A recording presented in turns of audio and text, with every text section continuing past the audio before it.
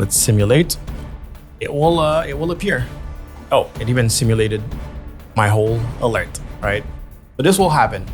And of course, it's its own scene. You can add some extra effects to it. I challenged myself to create some sort of info card in OBS Studio. See, I had 4 major goals. First one was the original design needs to be made completely in OBS Studio. Second one is it needs to display information from whoever redeems it, whatever it is. In this case, I chose bits, but it's just an example. Third goal was this 3D flip transition. So it needs to rotate in 3D space before being revealed. And finally, I really wanted that holographic effect that you see. This was not easy to make, but yeah, I'm gonna show you how I did that. So the whole thing was created in OBS Studio and I used Streamer.bot to trigger it, but also to get like the user information to display. I recorded the whole process, but it actually took me 2.5 hours and a lot of mistakes. So what you're watching right now is going to be a very condensed version of it. Now, a couple of disclaimers. One, this is not a step-by-step tutorial and it is not beginner friendly. If you just started using OBS Studio, this video is not necessarily meant for you. I still encourage you to watch it because you're gonna be able to see all the possibilities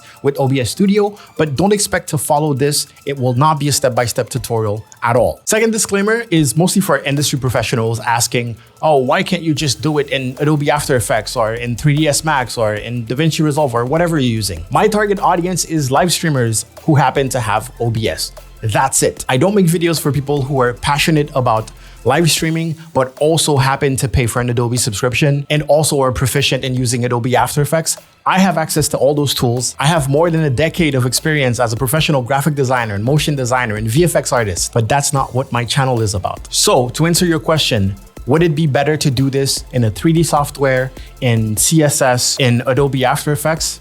Yes, OBS is a broadcasting software. It is not an editing, graphic design, compositing, or any of that type of software. I make videos for people who are guaranteed to have at least OBS Studio, and the best tool to use is the one you already have. So in conclusion, I'm not saying you should be doing this. I'm not saying OBS is the best software to do this. I just want to show you how powerful OBS is. Now let's get right into it. All right, so the first step is to design. How to do graphic design in OBS Studio. Well, I'm gonna be honest, if you can slap a couple shapes together, that's it, that's all you need. Now, OBS gives you color sources that you can add, and that gives you a rectangle. Now with that, you can make a line, you can make squares, you can select colors, and also transparency, where it says alpha channel.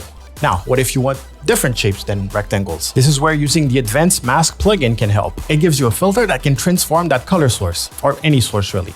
Rounded rectangle, you got it. Circle, you got it. Ellipse, polygons, star, heart, squircle. So we can use that to make the base of our card. I'm actually gonna recreate it so you can really see the steps. So in this case, I made my color source full screen. So for me, it's 1440p. If you have a 1080p screen, then it would be 1080p. And this is perfect because if we want to use this as a mask, we'll see later on, the fact that the actual source is basically full screen means that your mask is going to be proportional. Now let's keep duplicating this, changing the shape, and then slapping a bunch of shapes together.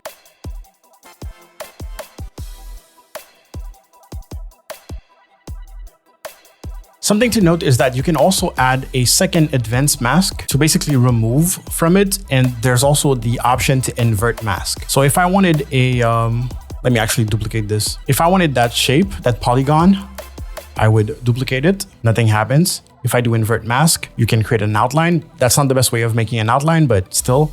But now I can move this and actually cut from that polygon, if that's something you want to do. And now we have more complex shapes within OBS Studio. All right, what I'm going to do is put all of those in one group. Now you're left with only 2 layers. Another plugin that I love for basically using OBS Studio as a graphic design software is the Stroke Glow Shadow, because you can add an outline, some glow, and some shadows. You can actually add them as separate sources. For example, if I wanted those details to have shadows, but in a different source, I could do that. Maybe I could animate the shadows. But in this case, we're gonna use them as a filter and just add a shadow to this. And then we have a bunch of options. While I'm at it, I'll also add an outline. You wanna make sure this is above your shadow. So this is basically the effect. And of course, we could also apply that to our main shape. We can even add some offset. So if you want it to float like that, you can do that. All right, now that you know how to do complex shapes, we're gonna do some data now. We want the profile picture of the user. We want the profile picture again, but blurry in the background. And then we want some text, some placeholder text for whatever information we're gonna put. I'm gonna go to a browser source,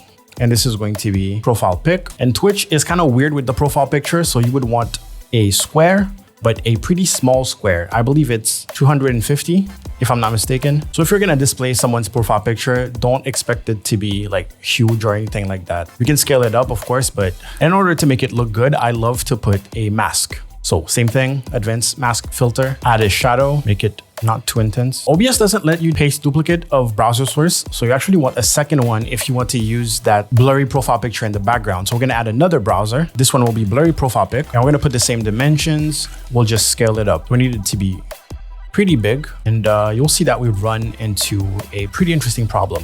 We know it's gonna be blurry, so filter. And here I'm gonna use the composite blur plugin because it's the best. So filter composite blur, and we'll bump it up. So here we're gonna run into our first quote unquote problem.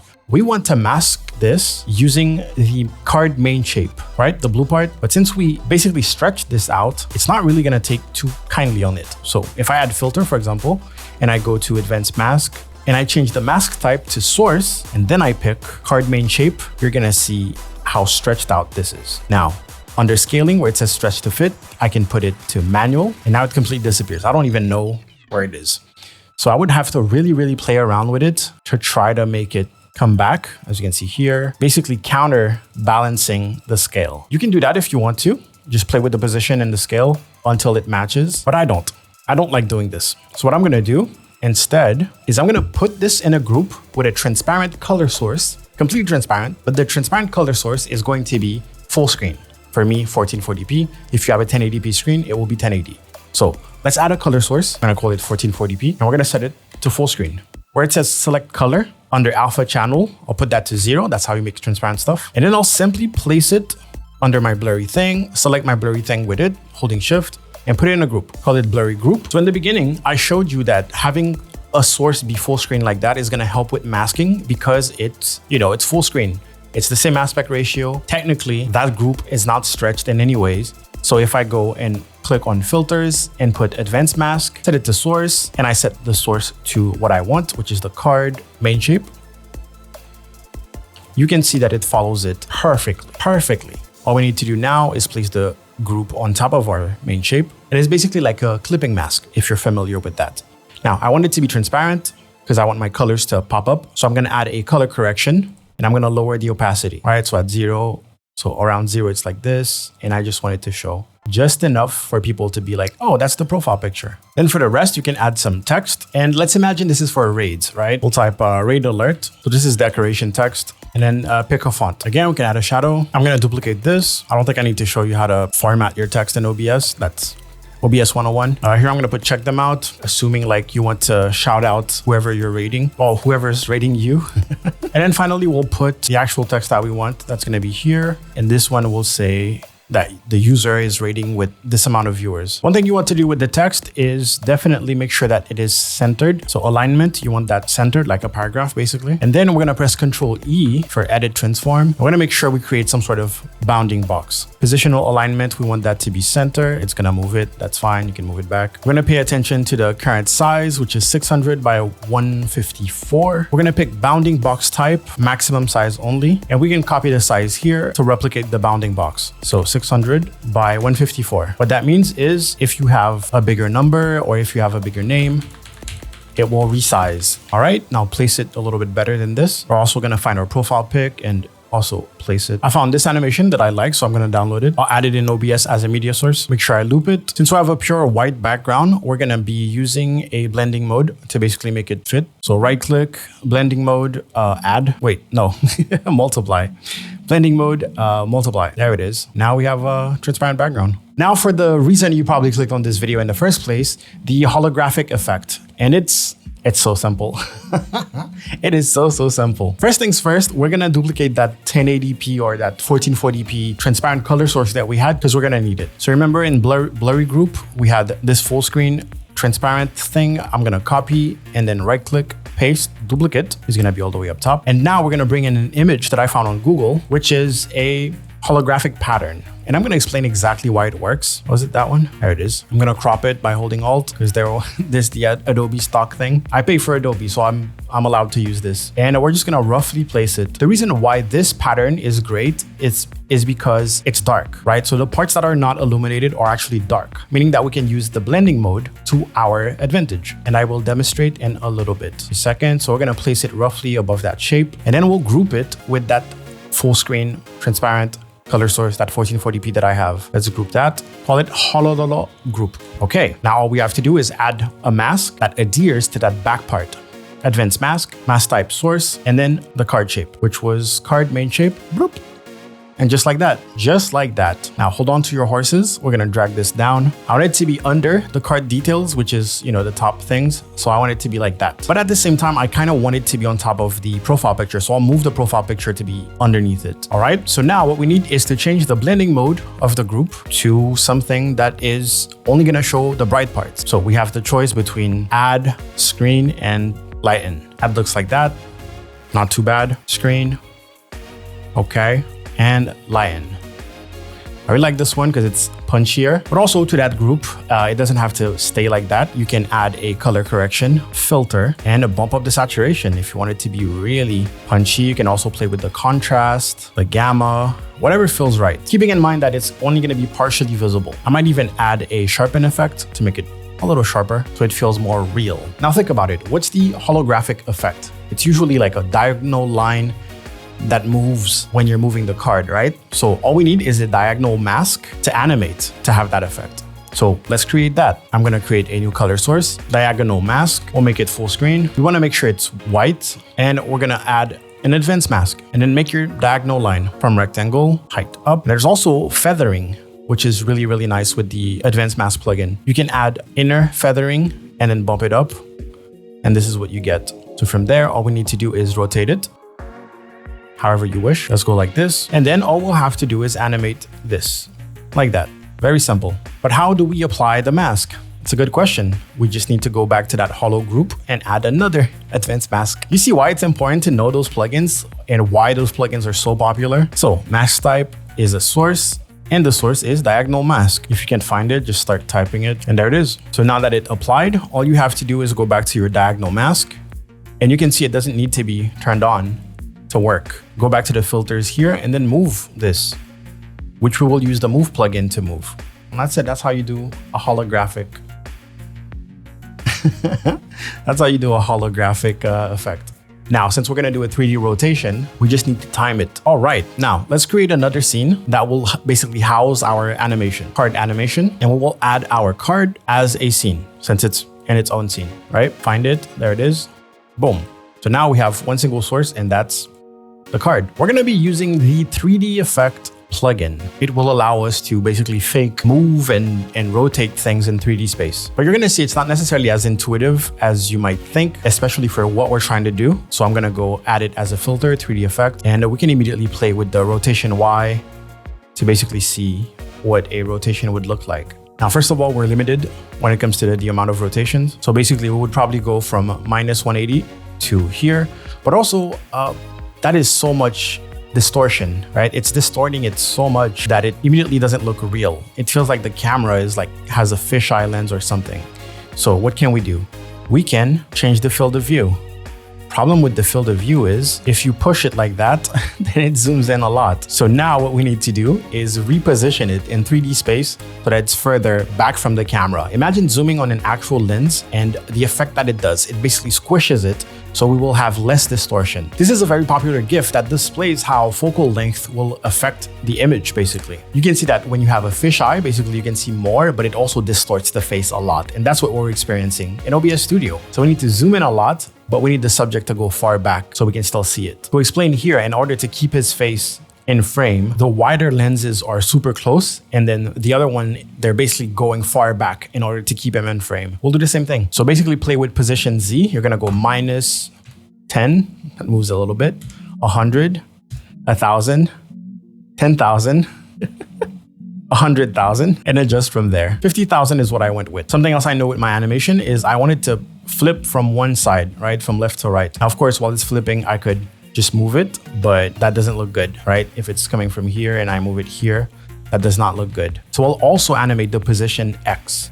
because you'll see that it actually gives us a little bit of perspective, right? When it's on the right side, we can start seeing the face of the card a little bit, some parallax, if you will, which will make it more realistic. Now, how are we going to animate anything in OBS? We're going to use the move plugin right there. And this one gives us a lot, but directly to that scene, we're going to apply a move value. Since our movement is not position, it's just the values in that 3D effect. So move value, this will be final position. So here we can choose the filter. It's going to be the 3D effect. Move value type is going to be settings because I need multiple settings to move. And I'm going to click get values so it knows, oh, the way it is right now, that's the final position. Okay, so you can see it move to that. One thing I want to set up is the custom duration. So when this gets triggered to come here, how long is it going to take? I'm going to go with 2000 milliseconds. So 2 seconds. And it will come back later to tell it what to do simultaneously or what the next move is. But just know that the end delay is how long do you want it to stay that way before, I don't know, flying out again. In that case, we can put 5 seconds. We'll adjust it later. Okay, now we can duplicate this and this one will be the reset. So that's when it's outside of frame, you don't even see it. And what we can do is go back to our 3D effect and basically do the movement that we want it to do. So I know I wanted to flip a whole 180, that's for sure. And then the position X, I know I want that to be minus something, 2000. You want the number to be as close as possible. So right now, technically it's right outside of the shot. So based on that, and this is important, you want to go back to your reset to tell it the way it is right now, get values. Nice. And now custom duration, how long is it going to take to fly back? We can go 1500. It can fly back a little faster. And delay doesn't matter here, so we're going to keep that to 0. And that's it for the reset. So it has its position in both positions. Click on final position to have an idea, and then click on reset. And this is where you play around with all the values to make it go faster and all that and all that. One thing that I would like to see in the reset is the position Z. I would like for it to kind of come closer to the camera. Since I have it at minus 50,000, I'm going to try minus 40,000. When it flies out, not bad, but also not enough. There we go. So now it's coming a little bit from the front and then dropping down. And also flying away that way. Okay, this looks more 3D basically. Cool thing here is in final position, we can tell it, hey, after you're done waiting those 5 seconds on the end delay, you can put next move to be reset. So you can make it so that when it triggers, it's automatic. And when it stops, it's also automatic. Automatic, the way you control it. And then the start trigger, which is gonna help us later, we're gonna make it so that when this one source becomes visible, it starts the animation. So we just set this to activate. That's it. So if I turn this off and I turn it back on, it plays the animation, waits the 5 seconds, flies out and fly out. There we go. Maybe the flyout is a little slow. Okay, now what's left? We need that animation, that diagonal mask animation. So we can go on the diagonal mask, even though we're not seeing it here. And we can add another move value. I'm gonna call this one reset because it's already in the reset position. The filter is advanced mask, move value type is settings, and click get values. Nice. Now duplicate this and basically do the exact same thing we just did on the card animation to this. Make it, slide and then slide out. That's it. So I'm gonna move it around till it gets there. And then on my final, I can get values. And that's all there is to it. We know it takes 2000 milliseconds to come in. We want it to be a little slower than that so we can really see it. Now you do want to adjust your end delay since your custom duration is gonna be different. Basically do the math so that everything lines up. So now I can reset, okay? And then I can click on final, watch the animation play. It's gonna wait a couple seconds and then fly back. That's it. Now, when it comes to the trigger, that's going to be different because I can't just make it so that when this is visible, it triggers because it's in its own scene. And this layer technically is not going to be visible at all because it's just a mask. So now for that trigger, we're going to go back to our final animation here. I'm going to go to filters and we're going to add something that's kind of new to me is the move action. It's not new, but this is the first time I'm actually using it in a project. This is the only thing that I've never shown in a video yet. So under action, we want to put filter enable. And what that allows us to do is basically here within the filters for that card scene, we can activate any filter on any other scene. Isn't that great? All we need to do is find our diagonal mask right there and select the filter, which was the final. Okay, we're almost done and it will enable the filter. So what is left to do? Since final position is how we trigger that rotation animation, we just need to tell it that simultaneously trigger that move action.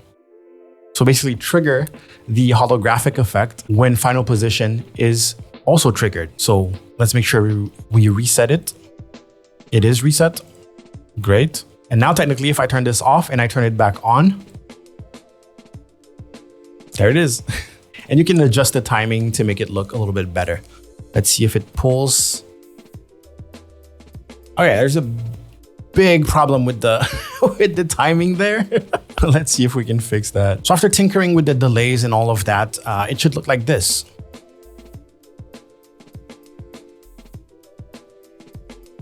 There it is. All right, the final step is to use a bot in order to have the profile pictures and also the name of the user. And in this case, like how many raiders they brought. I'm gonna be using Streamer.bot and I don't wanna hear, mine looks different.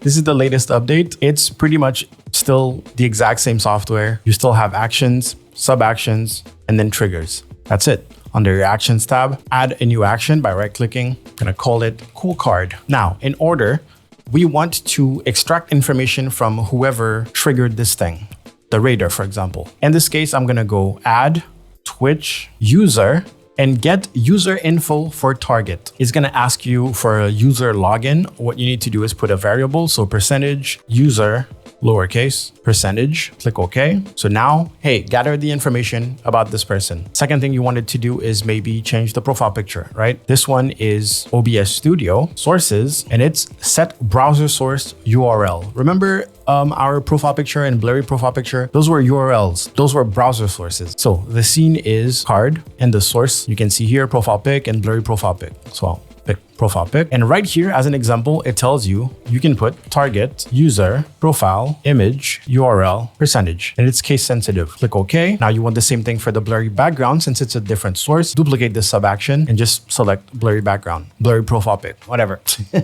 Now what else? When it comes to information, we want it to change the text, right? So that's also OBS Studio. That's also sources, and it's set GDI text. Scene is card. You just need to make sure you pick the right one. I believe it is text for card 1.3. And now we can put user in between percentages, return, brought, and then whatever the variable is for raids. Now, I don't know what that variable is. How do I find out? By Googling Streamer.bot raid variable. We'll get to the Streamer.bot website, and under variables, it will tell us viewers. So in between percentages, we'll put viewers. So brought number viewers. Of course, the text can say whatever you want. Click OK. So now all of your information changed. The thing with browser source profile picture, it might take a little bit before it changes. So I like to give it like a second.